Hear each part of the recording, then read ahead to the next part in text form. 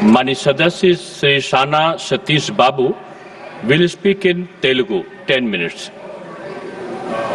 గౌరవనీయ vice chairman గారికి ధన్యవాదాలు. అమరావతి శాశ్వత రాజధాని బిల్లుపై మాట్లాడేందుకు ఈరోజు ఈ సభలో నాకు అవకాశం కల్పించిన మా నాయకుడు ముఖ్యమంత్రి నారా చంద్రబాబు నాయుడు గారికి ప్రత్యేకంగా ధన్యవాదాలు తెలుపుకుంటున్నాను. సార్, అమరావతి అంటే కేవలం ఒక నగరం మాత్రమే కాదు, ఇది 5 కోట్ల ఆంధ్రుల గుండె చప్పుడు. సార్, ప్రపంచంలో ఎక్కడా లేని విధంగా కేవలం ఒక నాయకుని పిలుపు మేరకు 29,000 మంది రైతులు తన 33,000 ఎకరాలని రాజధాని నిర్మాణం కోసం ఇచ్చారంటే ఆ నాయకుని మీద వారికి ఉన్న నమ్మకం చెప్తుంది సార్. సార్, ఇది 40 ఏళ్ల రాజకీయ అనుభవం, రాజకీయ పరిపాలన దక్షత ఉన్న నాయకుని మీద నమ్మకంతో ఇచ్చిన రైతులు సార్. ఇవి రైతులు. అమరావతి ఒక గ్రీన్ ఫీల్డ్ సిటీ సార్. ప్రపంచంలో ఎక్కడా లేని విధంగా అత్యాధునికంగా అమరావతిని నిర్మించడానికి ప్రతిపాదనలు ముందుకు వస్తున్నాయి సార్.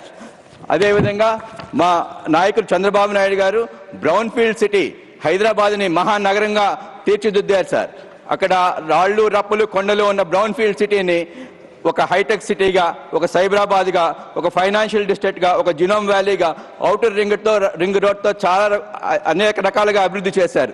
అదేవిధంగా ఒక గ్రీన్ ఫీల్డ్ సిటీని ఇంకా ప్రణాళికంగా ఆంధ్ర ప్రజలకు కోరిక మేరకు అత్యధిక మహానగరంగా ప్రపంచంలో తీర్చిదిద్దుతారు సార్.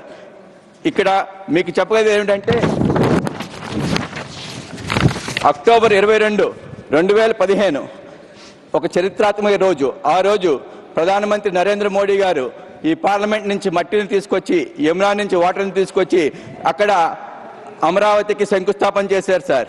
ఆ శంకుస్థాపన చేసిన అమరావతిని 2019లో ప్రభుత్వం మారిన తర్వాత ప్రధానమంత్రి శంకుస్థాపన చేసిన ఈ అమరావతిని ఈ వైఎస్ఆర్సీపీ ప్రభుత్వం దీన్ని ఒక మూలకు పాడివేసి ముళ్ళ కంచెలు వేసిన పునాదులను కూలగొట్టింది సార్.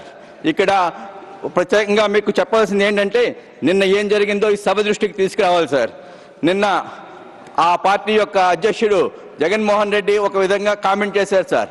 ఏమన్నారంటే ప్లాన్ బి ఉంది. ప్లాన్ బి అంటే మచిలీపట్నాన్ని, గుంటూరుని, విజయవాడని కలుపుతా కొత్త రాజధాని ప్రతిపాదన.